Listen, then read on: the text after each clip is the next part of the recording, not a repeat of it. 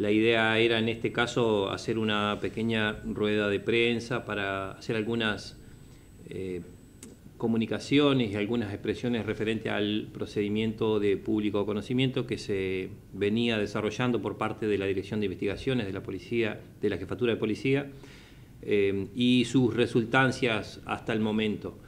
Evidentemente se van a desarrollar algunas otras procedimientos referentes a ese tema. Si bien es cierto, nosotros hicimos algunas declaraciones al principio cuando la operación de cierre puntualmente del centro con la gente del director departamental de salud y el director departamental del MIDES. La parte de la investigación del delito, de los delitos en sí, no habíamos expresado nada porque en realidad aún faltaban algunas acciones por parte de la Dirección de Investigaciones, con la dirección de la Fiscalía de Segundo Turno, y por eso queríamos en este momento que estimamos y estimaron las titulares de la Fiscalía oportuno y no hacerlo antes por la misma investigación y por el desarrollo que venían teniendo las acciones desde la Fiscalía y la Dirección de Investigaciones. Así que yo no voy a expresar mucho más respecto a los procedimientos de investigación. Me gustaría darle la palabra a las titulares de la investigación que llevan la dirección del trabajo. Muchas gracias. Por favor, vamos a escuchar lo que va a expresar la doctora Paula Pereira, titular de la fiscal.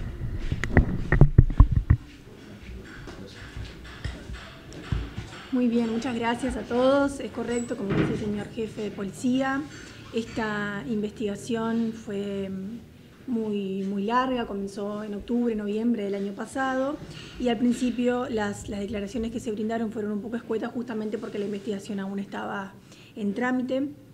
Al día de hoy podemos decir que hay 13 personas condenadas en el marco de esta investigación, 3 de ellas por muchos delitos, pero principalmente por el delito de trata de personas, y fueron en total 18 delitos los que se imputaron a estas 13 personas que resultaron condenadas.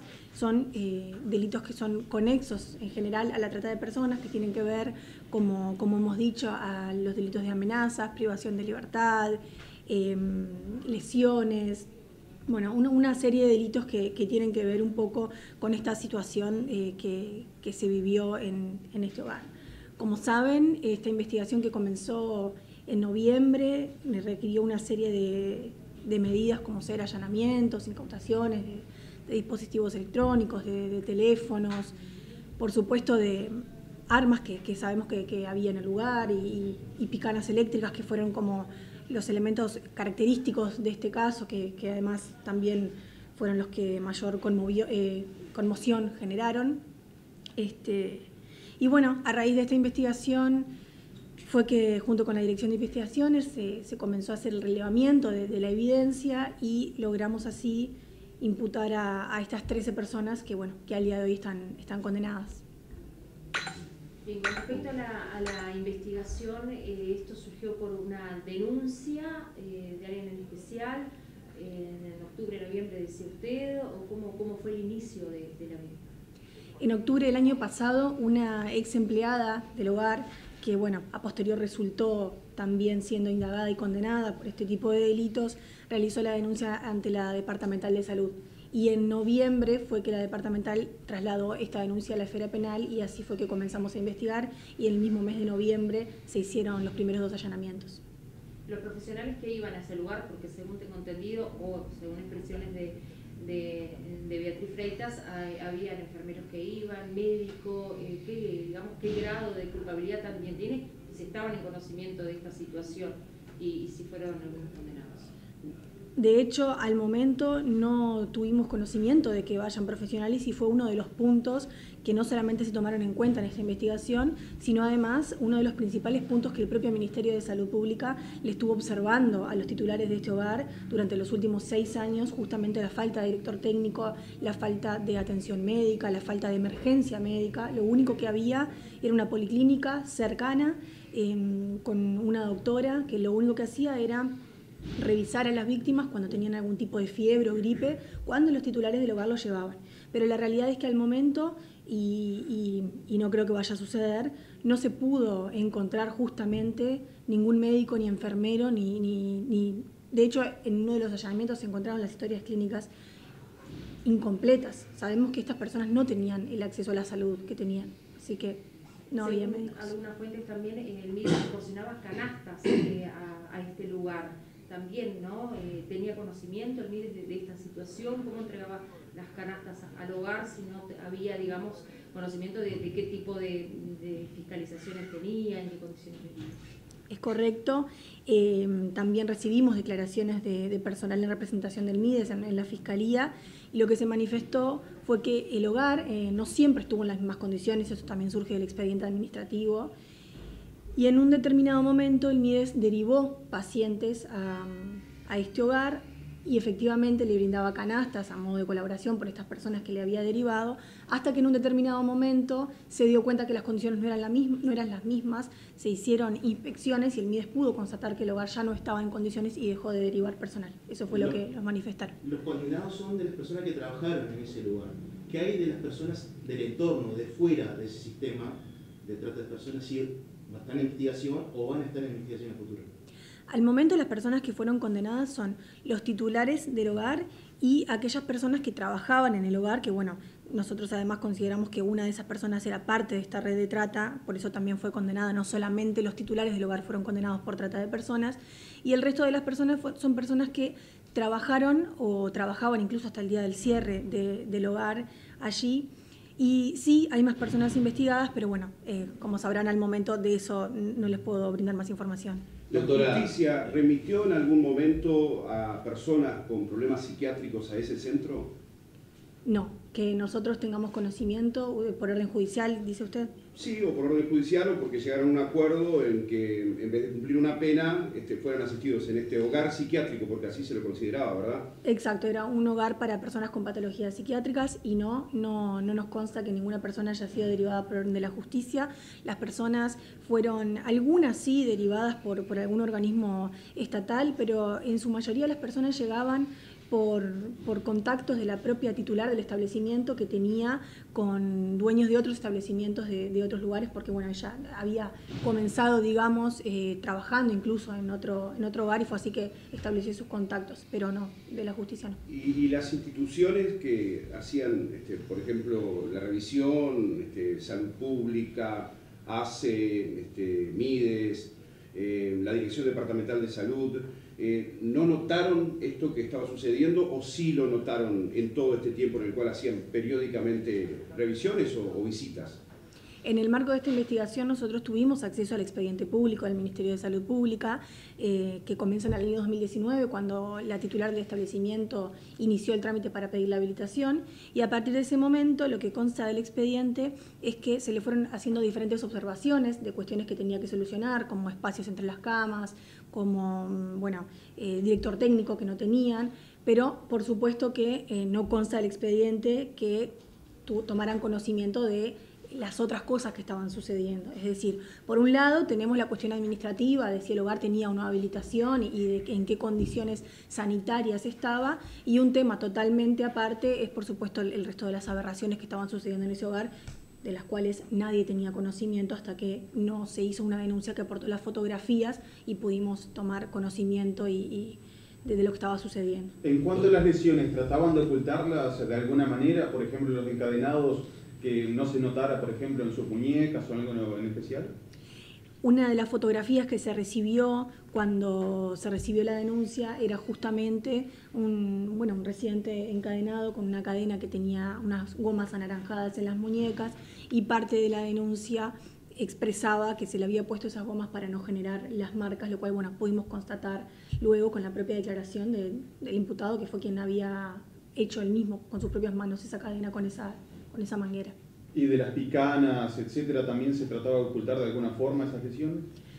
La realidad es que no se trataba de ocultar porque, si bien tal vez para el afuera puede ser que esta investigación, la investigación fue larga porque requirió mucho trabajo, pero la realidad es que fue hecha de una manera correcta, de modo que cuando nosotros logramos, digamos, reventar la operación, como le solemos decir, pudimos dar con la evidencia sin que se llegara a ocultar.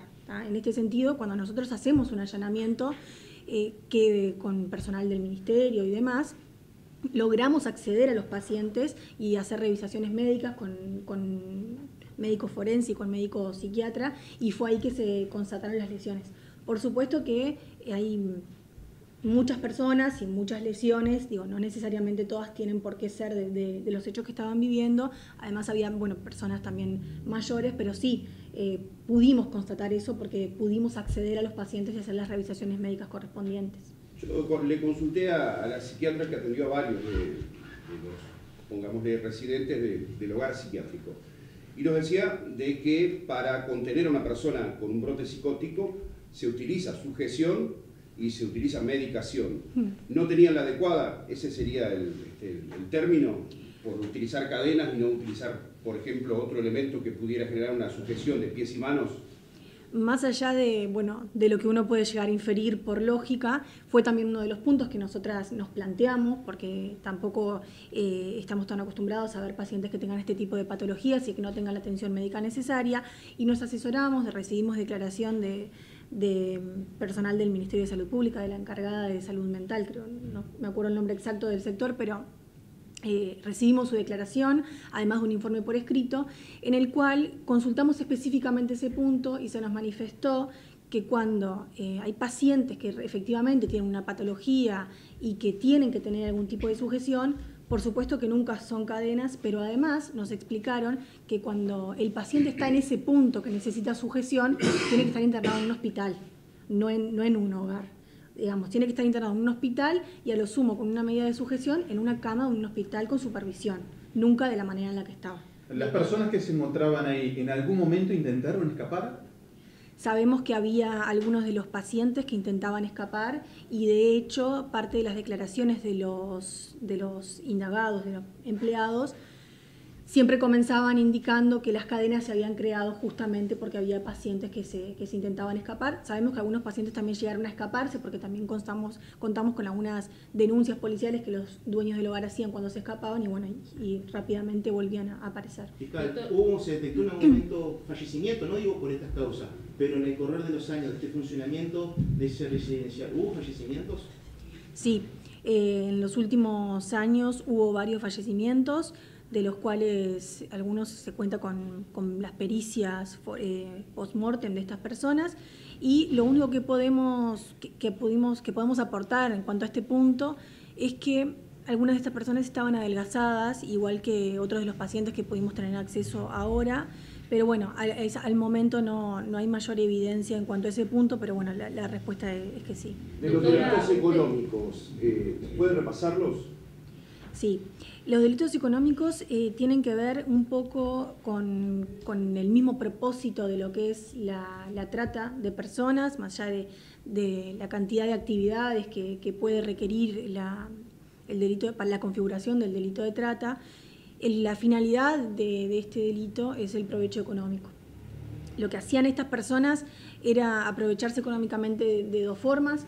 Una primera forma que tiene que ver con el trabajo forzoso que hacían estas víctimas que estaban en este lugar, que trabajaban en la propia chacra de los dueños, cosechaban, trabajaban con animales, cortaban y cargaban leña, actividades de ese estilo. Y un segundo punto tiene que ver con la apropiación indebida, que fue uno de los delitos que también se imputó a estas personas, de las jubilaciones, de las pensiones, y además ya en un paso más, digamos, la obtención de préstamos que se realizaron desde los usuarios de estas personas a nombre, digamos, en relación más bien con la principal indagada de esta causa. ¿Incluso de un fallecido? Sí, exacto. Se constató y se imputó que se obtuvo un préstamo de una persona que había fallecido en 2022 y el préstamo se obtuvo en el año 2024. ¿Y un ¿La total persona de cuánto? falleció ahí dentro del centro o después de salir del centro? No, la persona falleció en el centro. Y el total de los préstamos que obtuvo esta persona ronda en los 2,5 millones de pesos uruguayos. ¿En qué periodo de tiempo? Ella tiene lugar desde el 2019, pero pudimos contratar los préstamos desde el 2021 en adelante. Doctora, usted dijo que se imputaron 18 delitos. ¿Puede recordar cuál ha sido la pena máxima que se les ha dado o si hay alguna otra pena aparte de lo que Jefatura informó? Sí, claro. Los principales imputados que fueron los condenados el primer día fueron condenados por el delito de trata, además del resto de los delitos, reducción a la servidumbre o esclavitud, etcétera, y fueron condenados con 4 años y 6 meses de penitenciaría, la primera de ellos, y los otros dos con 4 años y 1 año de penitenciaría. 4 años y 1 mes. ¿Por esos 18 delitos 4 años? No. Los 18 delitos son en total todos los delitos que se investigaron y que se fueron imputando a las 13 personas que fueron condenadas. No significa que cada uno de ellos haya sido imputado por los 18 delitos. De hecho, ninguno fue imputado por los 18 delitos. En cuanto a la pena mayor fue de 4 años y 6 meses de penitenciaría, como le manifesté. Por supuesto, como ustedes ya conocen bien, en un proceso abreviado, ¿verdad? Todas las 13 personas que fueron condenadas en esta causa fueron condenadas en el marco de un proceso abreviado, por lo cual han tenido el beneficio de pena. ¿Eran todos empleados y propietarios? Eran propietarios, empleados, y dentro de algunos de esos empleados hay incluso familiares de los principales imputados, de los dueños del hogar, que también en algún momento trabajaron en el hogar. Pregunta a la gente, una última de mi parte, pregunta a la gente si a quienes eran familiares de estas personas, si les competen algo también, un cierto grado de responsabilidad, culpabilidad. Bien, respecto de las familiares de estas víctimas, les podemos decir que de las 46 víctimas que encontramos en el segundo allanamiento que hicimos, sabemos que prácticamente ninguno tenía familia, tiene familia, casi ninguno tiene familia. Y sí les podemos decir que con las pocas familias que logramos establecer un contacto, no, hasta lo que estuvieron en fiscalía y declararon y demás, no tenían ningún tipo de conocimiento de que esto estaba sucediendo. O sea que no, en ese sentido la fiscalía no cuenta con ningún tipo de evidencia para imputar a ninguna familia, a ningún familiar. ¿Y esos 4 años y 6 meses es la pena máxima para este tipo de delitos? No. El delito de trata tiene una mínima de 4 años y una máxima de 16, si no me equivoco, pero se le condenó con 4 años y 6 meses en el marco de un proceso abreviado que, como ustedes saben, tiene una reducción de pena hasta 1/3. Doctora, desde el punto de vista humano, ¿cómo están hoy esas personas? ¿Qué tipo de atención están recibiendo? ¿En qué mano están? Hasta donde supimos, si bien ahí, esto se hizo en un trabajo conjunto con el Ministerio de Salud Pública y demás, y logramos efectivamente dar cierre a este hogar y trasladar a estas personas, supimos que fueron trasladadas a un hogar en Montevideo que se llama Hogar Italiano, y algo que nos parece muy importante, que además también lo supimos de parte de la Unidad de Víctimas de Fiscalía, que también colaboró en esta ocasión, es que la idea era trasladarlos a todos juntos para que el cambio no fuera tanto para ellos, así que sabemos que están todos juntos y sabemos también que nos llegó información a los días de que ya estaban más tranquilos, que estaban contentos de que estaban juntos y que también habían empezado a sentirse un poco más libres de empezar a contar algunas otras cosas que antes no se habían animado. ¿Con lo que se producía dentro de esta chacra, era para consumo interno del lugar o se vendía en algún otro sitio? Tenemos alguna evidencia de que lo vendían.